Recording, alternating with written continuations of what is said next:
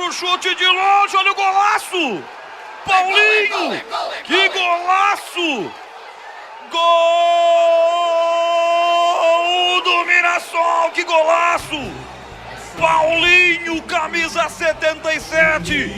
Ele não perdoa, Paulinho marca. Que chute forte, que bomba! Douglas Borges foi, mas não pegaria nunca porque ela bate na trave e entra. Um gol bonito do Mirassol, o Leão vira em Campinas. Paulinho 77, a camisa dele. Ele não perdoa, ele vira para o Mirassol. Justíssimo placar em Campinas. Mirassol 3, Guarani 2, o que vale é o detalhe. Conta aí, Vladimir Catarino. Parte da torcida chama Humberto Louser de burro e o Paulinho fez exatamente aquele lance que o Chay havia feito pro Guarani, né? Só que o Paulinho acertou o gol no contrapé. Ele tirou do goleiro Douglas Borges, a bola ainda bateu na trave e entrou. É a virada, o jogo das viradas, né? Revira o Mirassol 3-2, Roger.